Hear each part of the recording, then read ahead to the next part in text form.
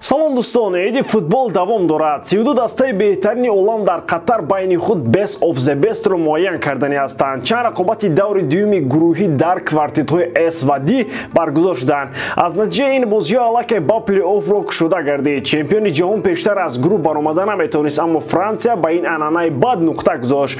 Мо ба тартиб дар бораи охирин рӯйдодҳои ҷоми ҷаҳон гап мезанем, фақат баъд аз он ки ба ин видео лайк монед шумо ва албатта ба канал обуна шавед. Акнун дар ягон ҷо поза ёнбошро гиред ки давомаш ношти мегузарад. Дӯстон, чӣ хеле ки гуфтем бозиҳои ҷоми ҷаҳон дар ҷӯшу хуруш аст ва имрӯз низ моро як қатор тоб рақобатҳо интизор мебошад. Ҷопон бар зидди Коста-Рика, Белгия қувваи худро бо Мароккои сарсахт месанҷад, Хорватия кӯшиш мекунад Канадаро мағлуб созад. Аз ҳама муҳимтарин рақобат дар дили шаб мегузарад байни Испания ва Германия. Оё олмониҳо метавонанд шогирдони Луис Энрикеро шикаст диҳанд? Тамошои ҳамаи рақобатҳоро шумо метавонед бо 1x ҷолибтар кунед. Дар он ҷо регистратсияи осон, пур кардани маблағ аз томи гӯшаву канори дунё, вале аз ҳам муҳим, бонус то ҳаҷми $100 дар аввалин пардохт бо промокоди AMG 0777. Ссилкаи бозӣ дар комментария. Ба ҳама муваффақият.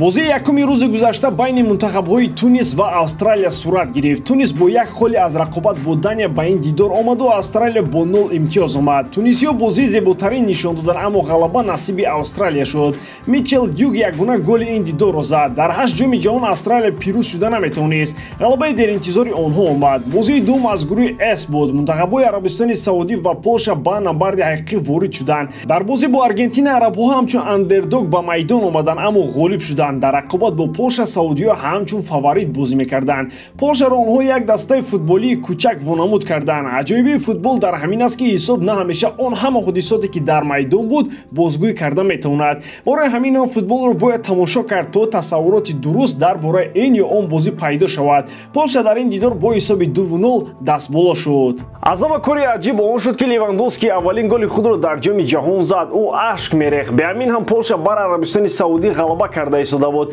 Аммо барои Лёва ин гол хеле муҳим буд. Ӯ ҳамчунин ассистам кард. Як ҷамъи яки ӯ дар ин бозӣ филми машҳури фаронсавиро ба хотир овард. Ҳарчанд ин голи якуми Лёва дар ҷоми ҷаҳонам бошад, дар мунтахаби кишвараш ӯ омори афсонавӣ дорад. 77 гол дар 136 бозӣ. баъди ин ҳама интизори бозии сеюм шуданд. Дастаи Фаронса ва Дания аз гурӯҳи D ба майдони набард ворид гаштанд. Соли 2018 маҳз ҳамин тимҳои миллӣ яке аз бозии дилгиркунандатарини ҷоми ҷаҳонро нишон доданд. Вале ин бозӣ фарқкунанда буд. Ҳарчанд дар нимаи аввал голро надидем, футболро тамошо карда мешуд. Дешан новобаста аз осебҳои зиёд дар дасташ баланси олиро пайдо кардааст. Мбапперо намешавад манъ кардан. Як репи дигар бояд ба ҳамин унвон барояд. баъд аз голи якум мунтахаби Фаронса ба пуррагӣ бозии дифоъкоронаро ихтиёр кард. хусусияти хоси Фаронса дар ин ҷоми ҷаҳон он аст ки бо ҳисоби баробар онҳо ба пеш мераванд ва бозии хуби ҳуҷумӣ нишон медиҳанд. Аммо агар пешсаф шаванд, дарҳол ба қасди нигоҳ доштани ҳисоб рақобатро пеш мебаранд. ва аммо ҳайати кунунии Фаронса барои чунин шеваи бозӣ нест. дар рақобат бо Дания ҳам маҳз ҳамин услуби бозӣ ба голи рақиб овард. Аммо будани футболбозони бо маҳораттарин дар ҳайат боиси голи дуввуми фаронсавиҳо шуданд. қаҳрамони ҷаҳон аз гурӯҳ баромад. Аз соли 2014 то ин ҷониб Италия, Испания, Германия аз гурӯҳашон набаромаданд. умуман аз гурӯҳ набаромадани қаҳрамони ҷаҳон аз худи Фаронса дар соли 2002 оғоз шуд ва соли 2022 фаронсавиҳо инро ба итмом расонданд. қаҳрамониҳои феълии олам аввалин дастае шуданд ки ба марҳилаи плей-офф роҳашонро ҳамвор карданд. бозии асосии гурӯҳи D байни Дания ва Австралия барои зинаи дуввум хоҳад шуд. Месси ва ҳамдастагонаш дар дили шаб бо мунтахаби Мексика рақобаташонро доир карданд. Аргентина дар ҷоми ҷаҳон боқӣ мемонад. Аргентиниҳо бар Мексика бо голҳои Месси ва Энсо Фернандес дар нимаи дуввум ғолиб шуданд. Лео аз рӯи шумораи голҳо дар ҷоми ҷаҳон бо Марадона баробар шуд. ҳарду акнун 8 голи доранд. Месси хислатҳои лидерии худро дар майдон бо амалҳои натиҷабахши худ нишон медиҳад.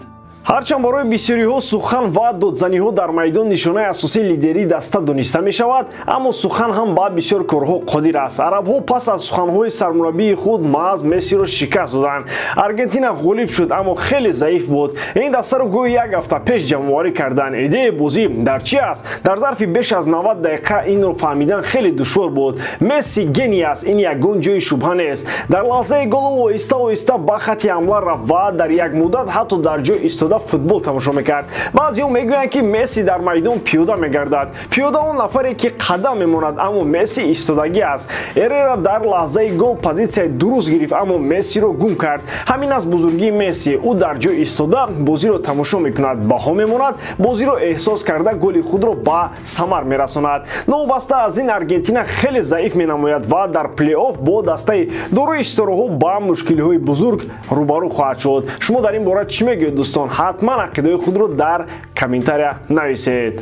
Криштиано дастаи нав ҷустуҷӯ дорад. ӯ хоҳиши идомаи корнома дар Аврупоро дорад, аммо дастаҳои дигар ҳам мехоҳанд имконияти ҷалби ӯро истифода баранд. дастаи Ан-Наср аллакай нақшаи ба ҳайати худ овардани Криштианоро кашидааст. дастаи номбурда ки аз мамлакати Арабистони Саудия аст, мехоҳад диққати Роналдоро бо маблағи ҳангуфт ҷалб созад. гап сари беш аз 300 миллион евро меравад. маҳз чунин миқдор маблағро арабҳо барои шартномаи Криштиано сарф кардани ҳастанд. агар Роналдо розигии худро бидиҳад, аз ҷиҳати молиявӣ бурди зиёд хоҳад кард, аммо дар ин масъала Криштиано мушкилӣ надорад. агар ту ва Роналдо ба ҳамдигар назар андозед, дар натиҷа ду нафари бекор ба тарафи ҳамдигар нигоҳ мекунанд. аз байни ҳамаи бозингарони 32 дастаҳои миллӣ ки дар ҷоми ҷаҳон иштирок мекунанд, ягона нафаре ки даста надорад маҳз Роналдо аст. мо дар кишварамон замони Манчер Ҷалилов ва Сиёвуш Асроровро танқид мекардем, чунки дар ягон даста бозӣ намекарданд, аммо ба ҳайати мунтахаби Тоҷикистон даъват мешуданд. Роналдои бедаста дар ҷоми ҷаҳон иштирок мекунад. барои ҳамлагари 37сола як варианти дигар ҳам вуҷуд дорад. баъд аз қатъи шартнома бо Манчестер Юнайтед, Криштиано ва намояндаҳои ӯ бо Реал Мадрид дар тамос шуданд. Роналдо омода аст ки бо маоши хеле кам дар сафи мадридиё бозӣ кунад. айни ҳол Криштианоро дар Реал тасаввур кардан мушкил аст, аммо ҳарчи шуданаш мумкин. Станислав Лоботка баъд аз мавсими хуб дар сафи дастаи Наполи таваҷҷӯҳи дастаҳои топро ба худ ҷалб кардааст. яке аз клубҳое ки тарафдори дидани Лоботка дар сафи худ аст, ин Реал Мадрид мебошад. гуфта мешавад ки шахсан Карло Анчелоти ба ин бозингар таваҷҷӯҳ кардааст. Анчелоти чун сармураббии собиқи дастаи Наполи ба бозиҳои ин тим таваҷҷӯҳи хос дорад. аз байни ҳамаи бозингарон дар хатти нимҳимоя ба Карло маҳз Лоботка писанд омадааст. ба пиндошти ӯ нимҳимоятгари номбурда барои рушду нумӯи Орлен Тучамени хизмати бузург хоҳад кард. Анчелоти нақша дорад ки дар байни футболбозини марказии майдон рақобати солимро ҷо кунад. ба ин роҳ ҷавононе мисли Тучамени ва Камавинга рушд хоҳанд кард.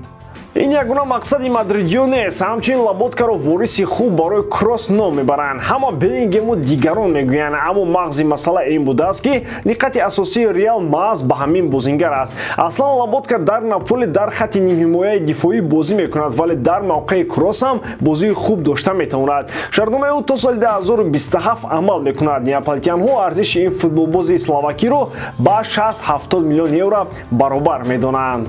ҳамлагари Атлетико Мадрид Жоао Феликс ба хулосае омадааст ки бояд аз Атлетико равад. бозингари португалӣ шояд чунин хулосаро хеле барвақт бароварда буд, аммо чизе ӯро дар Мадрид медошт. шояд нархи гароне ки Атлетико барои ҷалби Феликс ба Бенфика дод сабаби он шуд ки ба рафтани худ аз шаҳри Мадрид ҷиддӣ муносибат накард. нархи трансфери ӯ аз Бенфика ба Атлетико дар соли 2019 127 миллион евроро ташкил медод. акнун ӯ ба хулосаи дақиқа омадааст ки бояд аз сафи мадридиё биравад. аввалин маротиба ҳамлагари португалӣ аз агенташ хоҳиш кардааст ки барои ӯ дастаи нав ҷӯяд.